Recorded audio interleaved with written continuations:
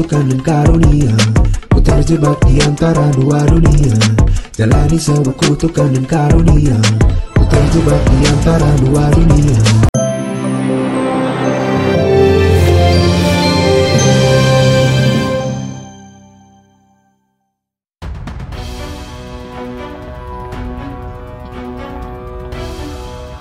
Setelah beberapa hari mendekam di penjara lantaran terjelembab kasus haram narkotika jenis sabu, Amar Zoni akhirnya dijenguk oleh istri tercinta Irish Bella, berbalut tudung hijab krem. Ibu dua orang anak itu tapak lesu setibanya di Polres Metro Jakarta Selatan. Irish seperti tak menyangka di tengah rasa bahagianya dengan kehadiran anak kedua mereka, sang suami justru menggunakan narkoba hingga akhirnya harus mendekam di penjara. Kehadiran Irish tak sendiri, ia ditemani oleh ayah mertuanya dan juga kerabat lain. Saya dan keluarga memutuskan untuk menyerahkan seluruh proses hukum kepada pihak yang berwenang, dan saya dan keluarga betul-betul menghormati dan juga mempercayakan semuanya yang sedang berjalan ini dengan ketentuan yang berlaku. Saya mohon doanya aja, semoga diberikan kekuatan, diberikan kesehatan, ya bisa melewati ujian ini.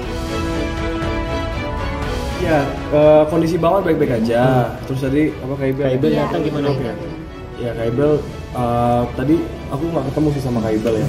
Karena Kak Ibel duluan datang, aku belakangan.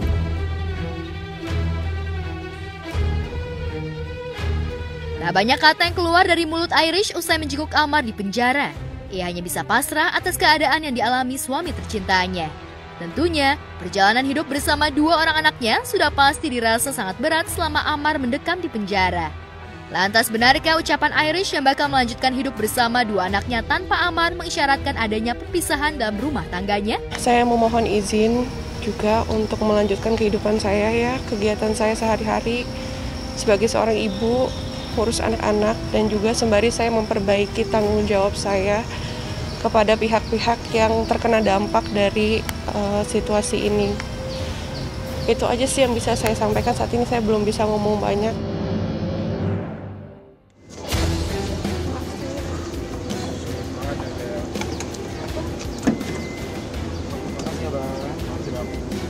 Makasih ya semuanya.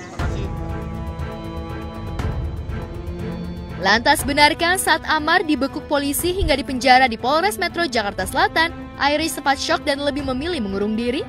Benarkah Irish merasa malu dan kecolongan atas kejadian ini? Apalagi Amar diketahui telah memilih jalan hijrah dan insyaf dari lembah hitam narkotika. Ya pastilah ya, pasti kecewa lah, kan seorang istri. Tapi yang penting adalah sekarang kita saling menguatkan gitu, ya kan? Nguatin Bang Amar juga supaya semangatin Bang Amar, semangatin Kak Ibel juga, nguatin Kak Ibel juga gitu loh. Itu yang paling penting gitu. Jadi nggak ada yang lain.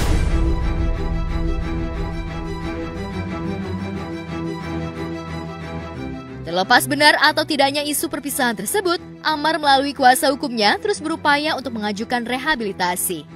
Bahkan Elsa Syarif selaku kuasa hukumnya jika Amar merupakan korban dan pada proses rehabilitasi di awal tertangkap, pengobatan Amar belum 100% selesai.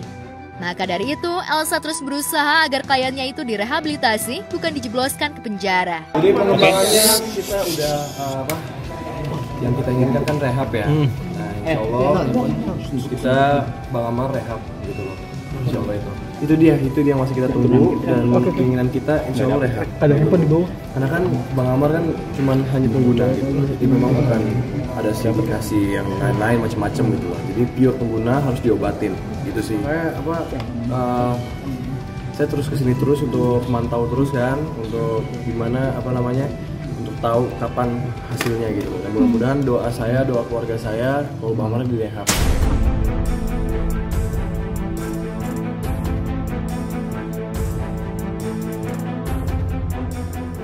Tapi saya memberikan bantuannya dengan syarat dia harus benar-benar bisa sembuh dan meninggalkan barang-barang haram ini. Sekarang kan sabu. Saya ingatkan dia punya istri yang cantik, punya anak 2, kasihan orang tua yang begitu menyayangi saudara-saudaranya. Dia sampai nangis terseduh-seduh dengan saya, dan dia berjanji Ibu, saya akan benar-benar total untuk bersih.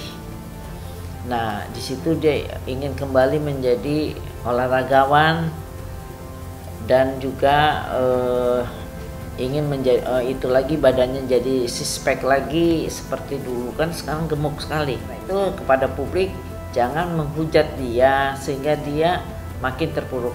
Bahaya loh, orang yang makin terpuruk dia akan ngabisin duit. Begitu dia nggak punya duit, dia dimanfaatkan bandar narkoba untuk bisa menjadi pengedar dia narkoba.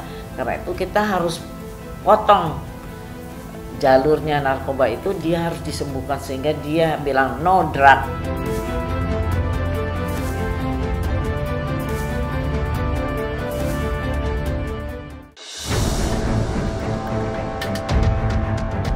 Grup band asal Kalimantan Selatan Raja siap membuat laporan polisi terkait insiden dan dugaan ancaman pembunuhan yang menimpanya saat manggung di Larkin Arena Indoor Stadium Johor, Malaysia, Sabtu 11 Maret lalu. Vokalis band Ian Kasela mengungkapkan kronologi kejadiannya. Dibentak-bentak. Reaksi kita tuh cuma begini doang, diem gini aja. Orang maki-maki kita, tunjuk-tunjuk muka kita, apa-apa. Kita pas tengadah, you mati. Kali-kali ngejakin mati. Dan di belakang itu kayak gini nih ya. Serombongan kayak gini. Cuman ini gede-gede badannya. Gede-gede semua.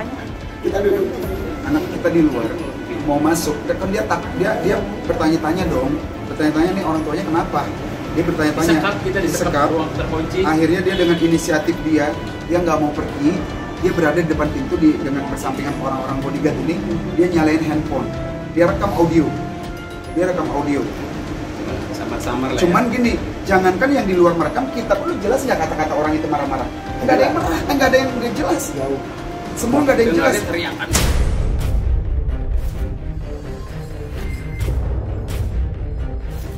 Disinggung soal hubungan lokasi kejadiannya dan pelaporan yang dilayangkan, Ian menyebutkan jika surat pelaporannya berupa permohonan pelindungan atas keselamatan pada personil Raja beserta keluarga mereka.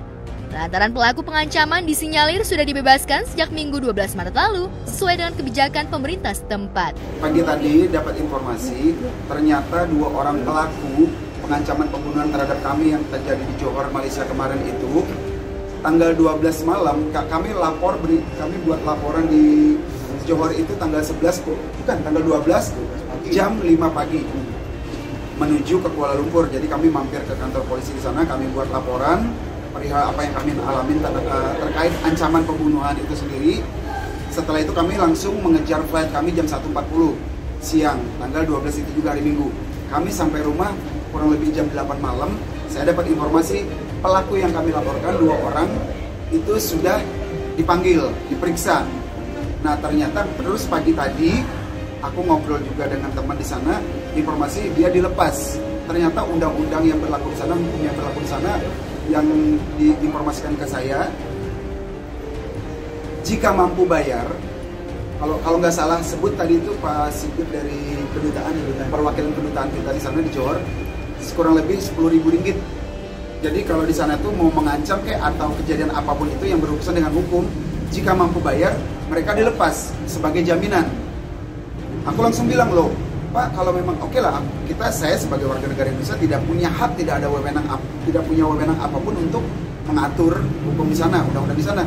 Tapi saya sebagai orang kami yang diancam, semakin worry dong, semakin takut dong. Kenapa? Ya iyalah, orang yang kami laporkan dia masih berkeliaran di luar. Bisa aja tadi malam aja lepas konser dia berani mengancam dengan intonasi nada sangat tinggi, dengan muka beringas.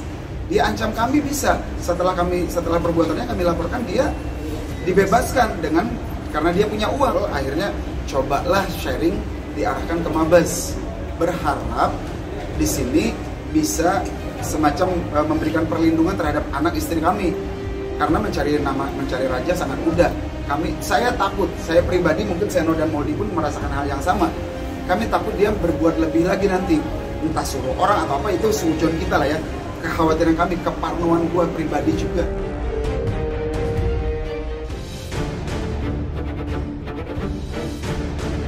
Sementara itu, penyanyi lawas Ii Sugianto masih harus berhadapan dengan hukum terkait pelaporan Yunita atas dugaan penggelapan dan penipuan terkait penukaran uang asing. Yunita yang mengaku sebagai korban mengungkapkan jika surat laporan sudah dilayangkan sejak Desember tahun lalu. Sedangkan kedatangannya ke polisi kali ini merupakan pemeriksaan lanjutan sekaligus melengkapi berkas. Bulan apa tuh ya? Bulan Desember melaporkan inisialnya A sama IS. Tapi sampai sekarang 2 kali panggilan berdua itu nggak datang. Jadi sekarang saya bawa saksi saya nih dari Singapura untuk memberi keterangan untuk masalah dan sebagainya.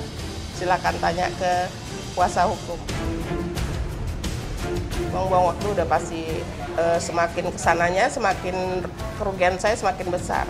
Mundar-mandir kan nggak ada niat baiknya. Kemarin sudah serahkan karena memang sih jujur saya sangat menyesalkan kejadian ini karena kebetulan pada saat itu kan saya yang paling dekat di sana. Nah, secara langsung memang kejadian ini hanya dirasakan sama Kanita ya. Saya datang setelah di rumah sakit dan saat itu juga Mbak IS yang telepon saya nangis-nangis supaya segera datang ke rumah sakit gitu loh.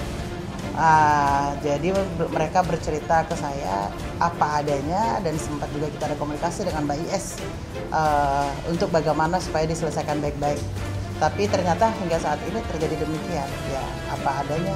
Saya harus mengikuti sesuai dengan proses hukum.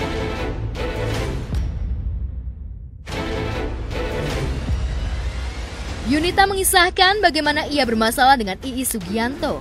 Dan benarkah dalam pelaporannya Yunita menyertakan dugaan adanya kekerasan yang dilakukan oleh pihak Iis Sugianto? Itu masih dugaan ya, saya bilang dugaan penganiayaan. Penganiayaan dan penggelapan terhadap saya. Jadi bukan saya yang panggil, saya melaporkan. 8 itu saya transfer untuk tukar dolar. Tapi kita sama-sama ke Singapura, sampai pulang lagi uang itu belum saya terima. Kecil 75 juta, tapi bukan itu yang saya permasalahkan. Saya dianiaya. Dianiaya. Kalau materi saya nggak saya permasalahkan, nggak saya permasalahkan. Dia mau balikin berapa puluh M juga nggak akan saya terima. Nggak akan saya terima. Nggak ada.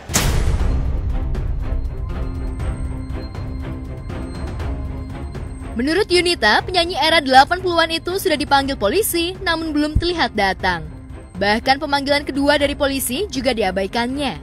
Lantas benarkah Iis Sugianto akan dijemput paksa? Buat IS sama A, datanglah konfirmasi negara hukum kan. Ya, warga negara yang baik, taat hukum. Bukan datang langsung di penjara kan bukan. Konfirmasi ada, kalau datang pertama pasti adalah damai, tapi sekarang sudah enggak. Udah 2 kali mangkir dan tidak ada sama sekali niat baik nelpon saya, nelpon penyidik, tidak ada. Kalau selanjutnya panggilan 1-2 tidak direspon, jemput paksa. Kalau itu enggak terlaksana ya saya akan ke Propam.